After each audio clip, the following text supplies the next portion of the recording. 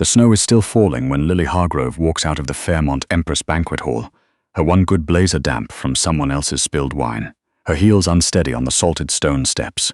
She does not look back, not at the glittering chandeliers, not at the long table of board members who just watched her be humiliated in front of 200 people, not at Richard Holt, her boss of 6 years, who smiled while it happened. She keeps walking. The night air off the inner harbor is cold enough to sting. Victoria in January does not forgive you for being underdressed, and Lily is very underdressed. She bought this blazer 3 years ago on sale because she thought maybe someday she would need it for something important. Tonight was supposed to be that night, the Sterling Vance annual gala. The night Richard promised, in a voicemail she saved and played back twice, that her promotion to senior analyst would be announced. Instead, he announced Courtney Walsh, 26 years old. 8 months at the firm. Richard's wife's niece. When Lily's co-worker Dana leaned over and whispered, "Did you know?" She smiled the way she has learned to smile, wide enough to look fine, tight enough to hold everything in.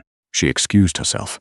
She picked up her coat from the cloakroom with both hands because one hand alone was shaking too much, and now she is walking along the waterfront at 9:45 on a Thursday night, with nowhere particular to go and a phone full of notifications she cannot bring herself to open. Her mother called twice. Her mother always knows. Lily stops at the railing above the harbor and looks at the light scattered across the dark water. She is 31 years old. She has worked at Sterling Vance Financial for 6 years, has stayed late, eaten sad desk lunches, memorized every client file, covered for people who never once covered for her. She has a sick mother in a care facility in Saanich, whose bills arrive every first of the month with a kind of grim predictability. She has a savings account with enough in it to cover 3 months of those bills if she is careful. If nothing goes wrong. Something is always going wrong. She breathes out slowly. The fog from her breath dissolves into the dark. A water taxi crosses the harbor, its cabin lights warm and yellow, carrying people home. She turns from the railing and starts walking again, not back toward the hotel, just forward, because standing still feels worse than moving. 2 blocks, then 3. The tourist shops are closed. The restaurants are winding down. The city is doing that thing it does in winter, pulling inward, going quiet, becoming something more private and less performed. On a narrow street just off Government, she spots a bar she has never noticed before. Small, dark wood exterior. A single lamp above the door. The sign reads Cartwright & Co. in weathered brass letters. A sandwich board on the sidewalk says open until midnight. She goes in. The inside is warm in the way that only old buildings manage. A warmth that comes from the walls themselves, from the timber and the history. A long bar runs the left side of the room, well stocked and tended by a bartender, who looks like he has heard every possible kind of story and found them all equally interesting. A few tables, low lighting, a jazz record playing from somewhere in the back. There is one other person at the bar, a man alone, sitting at the far end with a glass of something amber and a newspaper folded beside him, which Lily thinks is the most old-fashioned thing she has seen all year. She takes a stool near the middle and sets her bag on the one beside her. The bartender, a woman in her 40s with short silver hair and an efficient manner, appears in front of her. "What'll it be?" "Whatever's quiet," Lily says. The woman almost smiles. She pours a glass of Riesling without being asked and sets it down. Bad night? The kind you can't explain to people who haven't had one. Fair enough.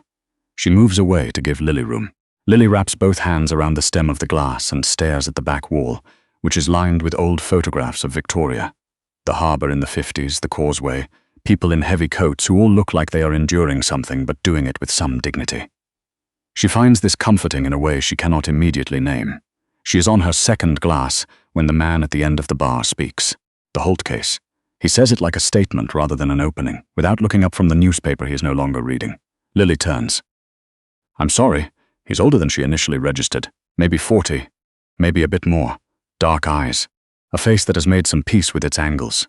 He is wearing a charcoal jacket that fits the way expensive things fit without announcing itself. Sterling Vance. Richard Holt. I recognize you from the investor briefing last October. You presented the Westbrook portfolio." Lily feels a slow, careful chill move through her that has nothing to do with the cold she brought in from outside. "You were there." At the back. I don't usually sit at the front. She does not know how to arrange her face around this information. The Westbrook briefing had been her best work. 18 months of research. A presentation she had revised 11 times. A room full of people she had actually moved. Richard had taken the credit in the follow-up email. She had said nothing because she was afraid of what saying something would cost her. "I'm Marcus Caruso," the man says. The name lands differently than she expects. Not because she knows it immediately, but because something in the way he says it suggests he is used to it landing with weight and is watching to see whether it does. She knows it. She just needed a second. Caruso Capital. Vancouver-based, but with holdings across the country, into property development, infrastructure, a logistics company that the Globe and Mail had called quietly transformative in a piece she read 6 months ago because she was researching competitors for a client file. Marcus Caruso, who had started with nothing in the Strathcona neighborhood of Vancouver and built something that even the people who did not like him had to acknowledge was real. Lily Hargrove, she says. Although I suspect you might already know that. I recognize the work, he says, the name I had to recall. A pause. That was a very good presentation. Richard seemed to think otherwise. Richard Holt is someone who recognizes good work and is frightened by it. He says this without particular heat, the way you say something that is simply true. It's a common failing in men who peaked early and have spent the rest of their careers managing the distance between what they are and what they claim to be. Lily stares at him. He picks up his glass. I apologize. That was blunter than necessary. No, she says. It was accurate. I just wasn't expecting it. He nods once, an acknowledgement. Are you all right? She considers lying. She is so practiced at lying. At fine, thank you, and getting there. And it's fine. Really, it's all fine. But there is something about the directness of this man, the way he looked at her like he was actually asking, that makes the lie feel like more effort than the truth. I have a mother in residential care in Saanich, she says. The bills are not small and the government subsidy covers about half. I've been working toward a promotion for 2 years because I needed the salary increase to stop doing the math every month. Tonight they gave the position to someone who has never had to do the math in her life. She pauses. So no, I'm not completely all right, but I'm managing. Marcus Caruso is quiet for a moment. He is looking at her the way she sometimes wishes her bosses would. Like what she said matters and deserves a real response. What kind of analyst work, he says finally. Risk and portfolio, primarily institutional clients. I've been developing a framework for mid-market infrastructure assessment. A gap in the current methodology that no one has bothered to fill because it requires actually doing the work. I know the gap, he says. Most people don't. I'm not most people. He says this without arrogance, with something closer to fact. Where is the framework now? On a laptop at home, unfinished because there has not been time to finish it because I have been spending my evenings covering Richard Holt's blind spots. Marcus Caruso sets down his glass. He reaches into the inside pocket of his jacket and produces a card. Plain, cream-colored, simple, and slides it across the bar order at her. Before call that number, tomorrow morning. Lily looks at the card. She does not pick it up yet. Why? Because I'm looking for someone who can think past a current methodology, and I've been looking for 6 months. He stands, settling the jacket. And because you walked in here tonight looking like the world had just shown you something unfair, and your first instinct was not to collapse. That's not a small thing. He leaves a bill on the bar, nods to the bartender, and walks out. Lily sits alone with her wine and the card and the sound of the record changing to something slower. She picks up the card. Caruso Capital. 1 number. No title. She has no reason to trust this. She has no evidence that it is real, or that Marcus Caruso is anything other than a well-dressed man with a talent for timing. But she has also been making the safe choice for 6 years, and safe choices have left her standing in the cold outside a banquet hall she was not made for, working for a man who just gave her job to someone who didn't want it as much. She puts the card in her blazer pocket, the one without the hole. She finishes her wine and goes home. The next morning, she calls at 8:47. The line is answered on the second ring by a woman with a composed professional voice who says, Caruso Capital, this is Heather. And Lily says she is calling for Mr. Caruso and gives her name. And there is a brief pause and then, he's expecting your call. Can you come in Thursday? She quits Sterling Vance on Wednesday. Richard Holt looks at her with the particular expression of someone who expected this outcome and had already calculated how to be inconvenienced by it, the minimum possible amount. He asks if she would be willing to finish out a 2-week notice. She says she has reviewed her contract and she does not believe that is required. He says he hopes she knows what she is doing. She says she does. She does not, entirely, but she says it like she does, which she has learned is sometimes the same thing. The Caruso Capital offices are on the 14th floor of a building in downtown Vancouver. She takes the morning ferry across, which she has always secretly loved, the way the city appears from the water, sudden and total. The offices are not what she expected. Not glass and chrome and performance. They are. Considered is the word she settles on. Good materials, real wood, plants that look like they are actually tended. People moving through the space with a purposefulness that is different from the frantic energy she is used to at Sterling Vance.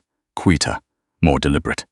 Marcus Caruso meets her in a corner office that looks west, toward the mountains. "You came," he says. "I said I would. People say a lot of things." He gestures to a chair. There is coffee on the table and she pours herself a cup because she decides that is the kind of person she is going to be in this room. Someone who does not wait to be offered things she actually wants. He notices. She can tell. They talk for 2 hours. She does not realize it has been 2 hours until she glances out the window and the light has shifted. He asks her about the infrastructure framework, not vaguely, specifically, walking her through assumptions and pressure-testing conclusions the way a colleague does not a superior performing interest. He is sharper than she expected, and she expected sharp. She surprises herself by pushing back twice, and both times he stops and says, "You might be right," and actually means it. At the end, he offers her a position. Senior analyst. Salary, that is. She does the math quickly in her head. Enough. More than enough. She will stop doing the math every month. "There's one thing I want to say," she tells him, before she answers. "Go ahead. I'm good at this work. I'm going to be better at it with the right resources and the right environment. But I need to know that what I produce stays mine. Credited, documented, not absorbed into someone else's narrative." He holds her gaze. "Everything at this company is attributed to the person who did it. That's not a courtesy here. That's policy." A pause. "I started with nothing, Miss Hargrove. I know what it costs to have your work taken from you." She believes him. She says yes. The first 3 months are the hardest kind of hard, the productive kind.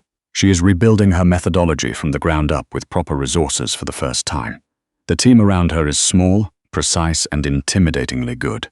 There is Graham, a senior associate who speaks in bullet points and brings her coffee when she is deep in a file without being asked. There is Fen, the data lead, who has opinions about everything and is right about most of them. There is Heather, who runs the office with a calm that Lily comes to understand is a kind of power. And there is Marcus Caruso, who is mostly not there, traveling, in meetings, managing the parts of the company that she is only beginning to understand the scale of, but when he is there, he makes it matter. He does not hover. He does not check in with the particular energy of someone measuring whether she is worth what he is paying her.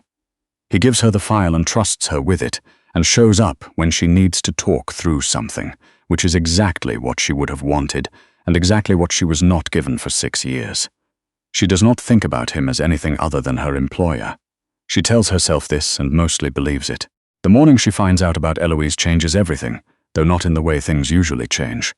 She is working late on a Thursday, the office mostly empty, when she hears small footsteps in the hallway and turns to find a child standing in her doorway, a girl, maybe 8 or 9 years old, with dark curly hair and her father's eyes and an expression of complete unimpressed evaluation.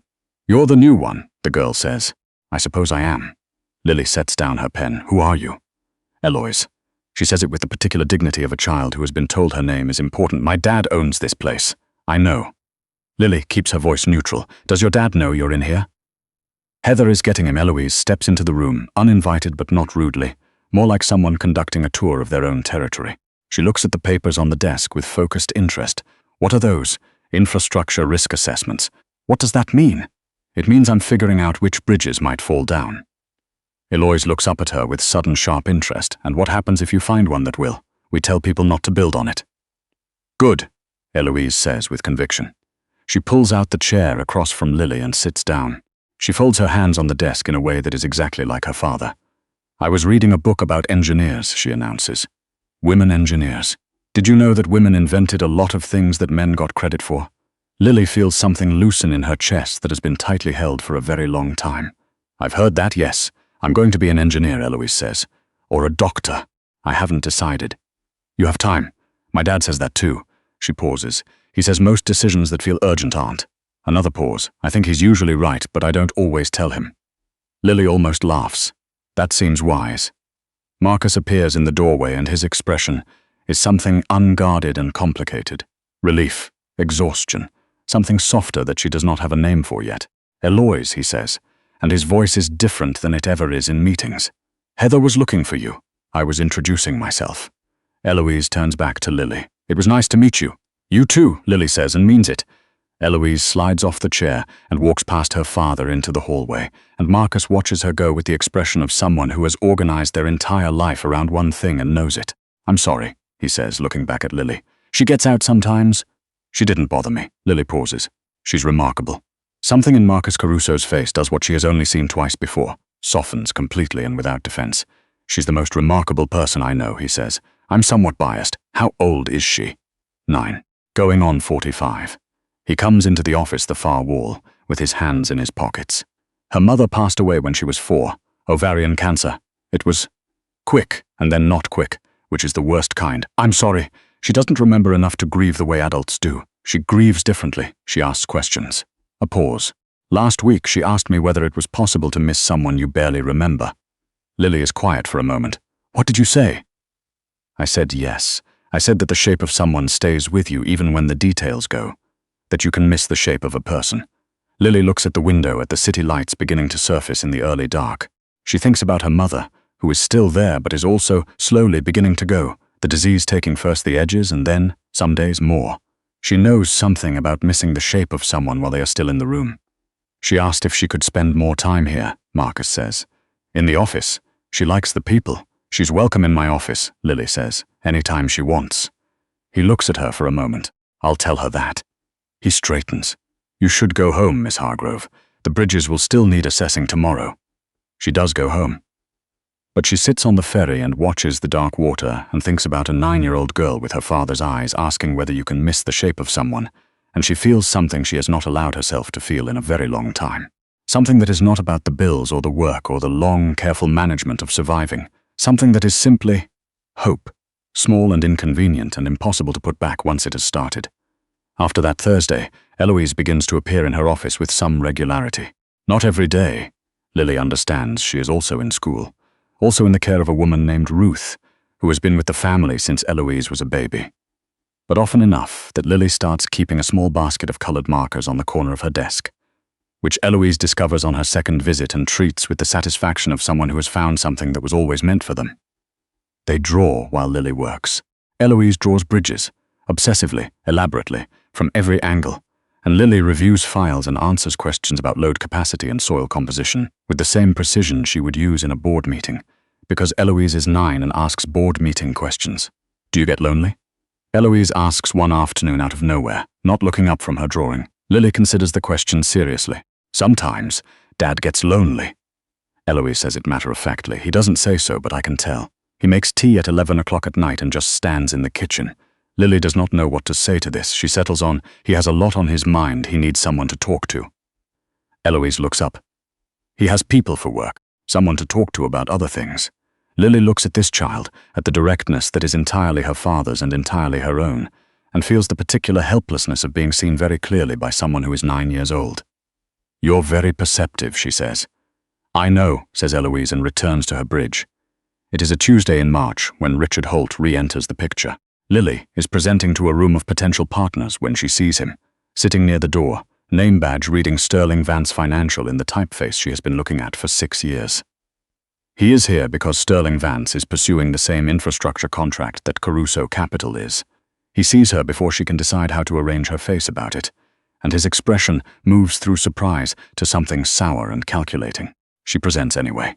She presents the way she always presents when she is doing work she believes in, with precision and without performance. Afterward, during the reception, Richard Holt finds her by the drinks table.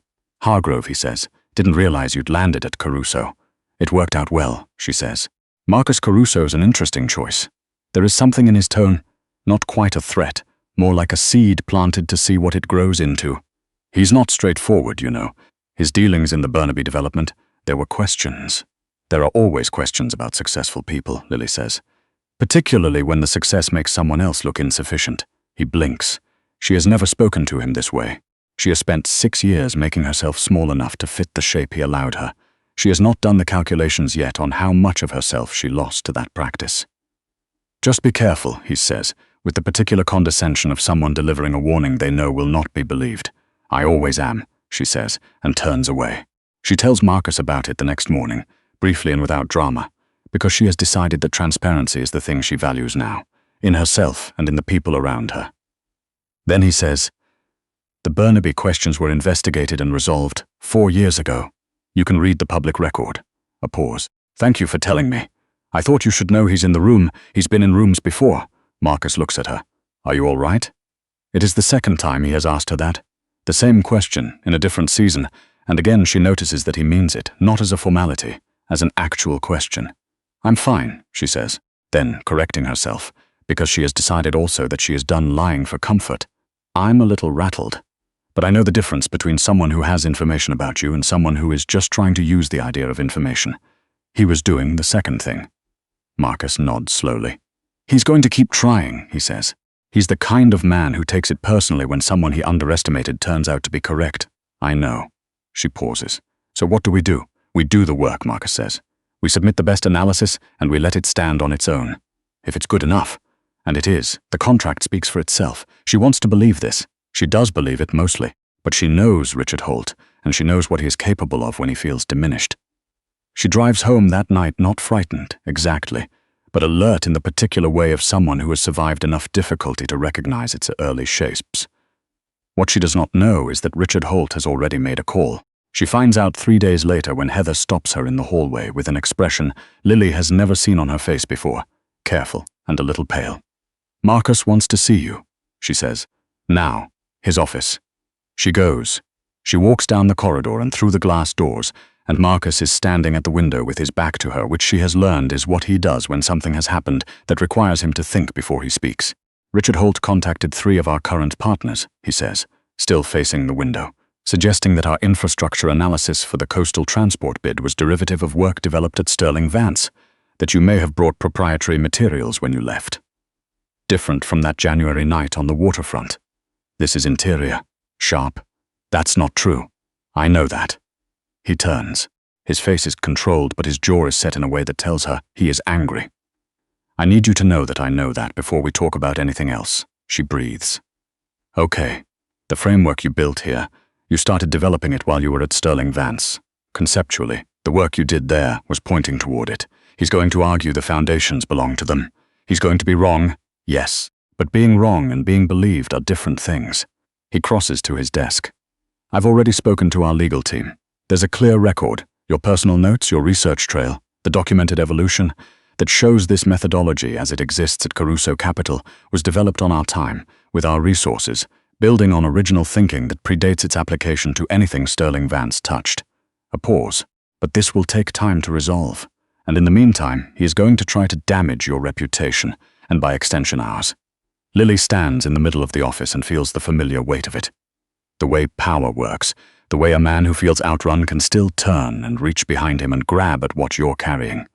She has watched it happen to other women. She thought, stupidly, that she had somehow gotten past the range of it. I'm sorry, she says. I didn't think he'd go this far. Don't apologize.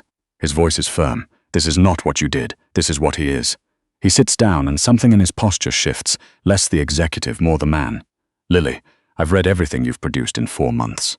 I have watched you in rooms full of people who have spent 30 years building their confidence, and you have outpaced them on work that you have done while managing more than most people carry. I know what you brought to this company, and I know where it came from. I am not uncertain about you. She has to look away from him for a moment, out the window where the mountains are pale in the afternoon light. What do we do? She asks, and it is the same question she asked before, but it means something different now.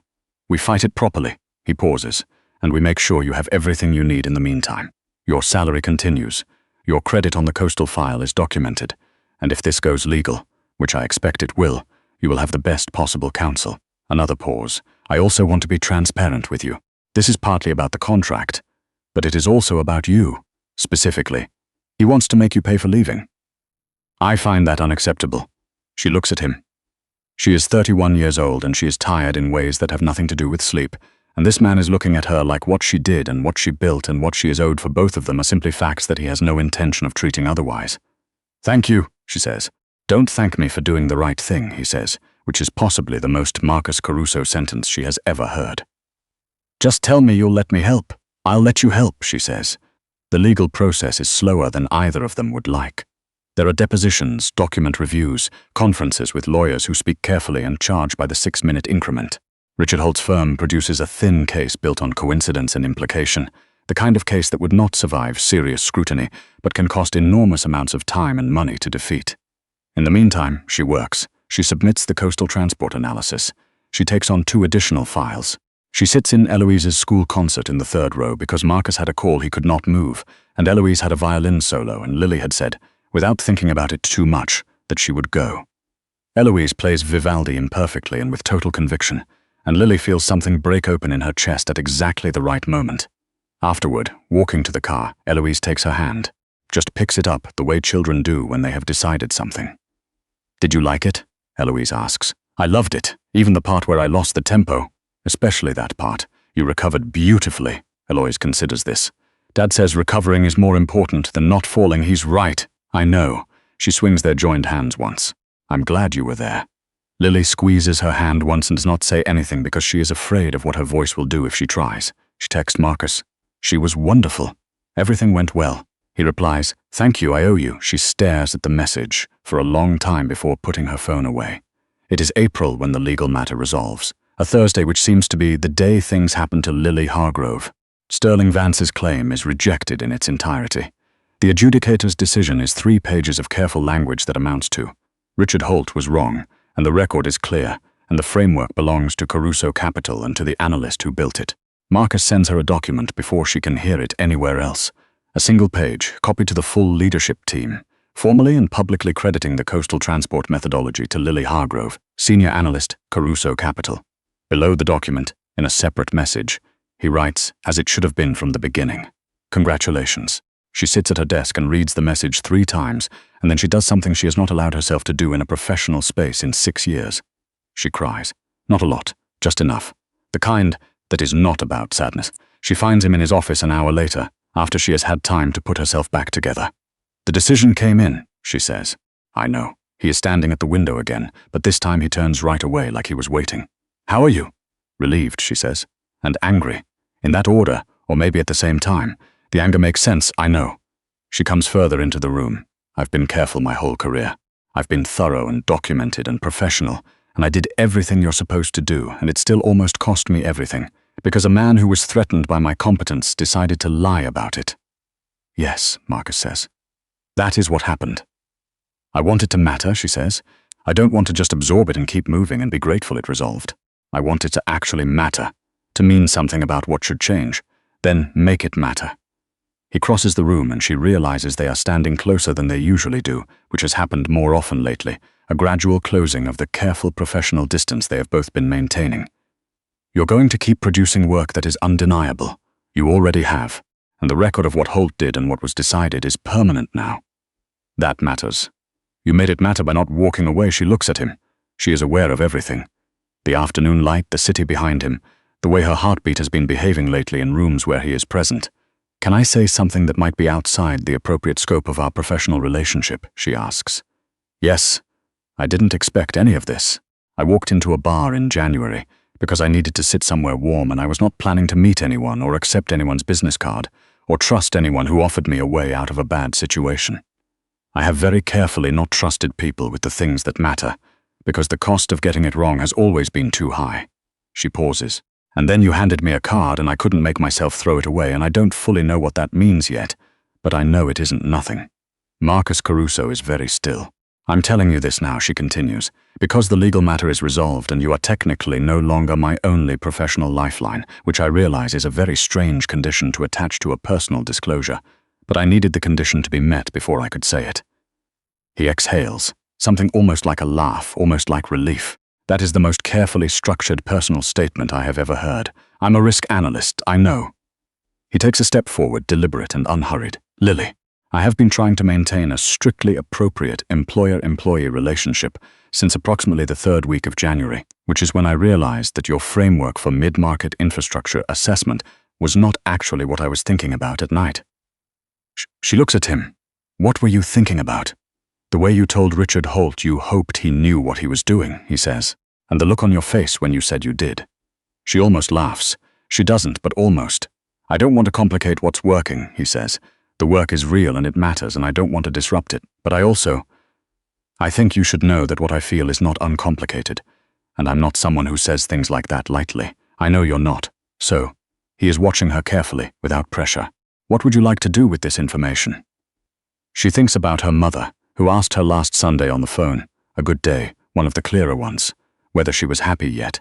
She thinks about Eloise taking her hand in the school parking lot. She thinks about January and the harbor and the feeling of walking out of somewhere you do not belong and finding, by accident, the beginning of somewhere you might. "I'd like to have dinner with you," she says. "Not a business dinner, Just dinner, he says immediately. Saturday, she agrees. Eloise finds out because Eloise finds out everything. She appears in Lily's office the following Monday with an expression of studied composure that she has absolutely inherited directly from her father. I heard you had dinner with my dad, she says. I did. Eloise sits down in the chair across from the desk. She folds her hands. It was very good. Did you talk about work? Very little good. Eloise nods.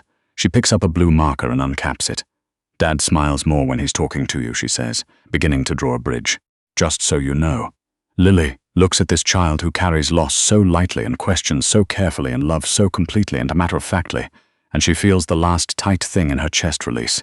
The thing she has been holding since before she can remember. The vigilance, the bracing, the waiting for the next thing to go wrong. Thank you for telling me, she says. Eloise shrugs, very nearly casual. Someone had to. The months that follow are not simple. Nothing about Lily's life becomes uncomplicated overnight. Her mother has 2 difficult weeks in May, and Lily drives to Saanich and sits by her bed and reads to her, and Marcus sends food to the care facility because he asked once what would help and actually listened to the answer. The bills are less terrifying now. Not gone, but no longer the first thing she thinks about in the morning. Eloise asks her to help with a school project on structural engineering, and they spend a Sunday afternoon building a model bridge out of popsicle sticks that holds 11 pounds before Eloise declares it a triumph. The work continues. The coastal transport contract is awarded to Caruso Capital. The methodology is cited in a trade publication with her name on it, which is a small thing and a large thing at the same time. Richard Holt's reputation has not recovered from the adjudicator's decision, which Lily notices without satisfaction but also without guilt. She and Marcus have dinner every Saturday. Sometimes Eloise joins them. Sometimes it is the 2 of them, talking about things that have nothing to do with work. His childhood in East Vancouver, her childhood in a small town on Vancouver Island where she knew everyone, and everyone knew her mother. He tells her about the engagement that ended badly 10 years ago, a woman who decided she loved the idea of him more than the reality. She tells him about the 2 years she spent after university, convincing herself she was fine when she was not, and how long it took her to learn the difference. She moves into the West End apartment she has been meaning to find for months, which is close to the ferry and has a balcony she sits on in the evenings, watching the city not be Victoria, and finding this unexpectedly comfortable. Marcus helps her move 3 boxes and builds her bookshelf with a level of focus he usually reserves for quarterly projections. Eloise sends her a drawing of the apartment done from memory, which Lily frames and hangs above the desk. One evening in September, sitting on that balcony with a cup of tea and the city going amber in the early dark, Marcus says, I want to ask you something. Ask. Eloise asked me last week if you were going to be around forever. He is not looking at her. He is looking at the water, his cup of tea balanced on the railing, which she has told him twice is structurally unwise. I told her I hoped so. She said she hoped so too. And then she asked me if I was going to do something about it. Lily is quiet. He says, she is 9, specific. She just wants to know if the people she has decided to love are going to stay. He turns to look at Lily. I find that I want to know the same thing. She thinks about the waterfront in January, the bar with the brass sign, the card she could not make herself throw away, the man who looked at her in a room full of people and saw the work first and the person behind it and chose both. She thinks about a little girl drawing bridges with the certainty that the right structure, properly built, will hold. I'm staying, Lily says. I'm not going anywhere. He reaches over and takes her hand, and they sit together as the city lights begin to surface one by one in the early dark of the September evening, and the water moves below them, and somewhere across the strait her mother is sleeping in a room where the nurses know her name, and the framework she built from scratch is cited in a publication with her name on it. And tomorrow Eloise has a violin lesson that she will practice for this week with the same conviction she brings to everything she decides to love. And Lily Hargrove, who walked out of the wrong place on a January night and found, against all reasonable expectation, exactly where she was supposed to be, thinks this is what it feels like. Not rescued, not fixed, just home.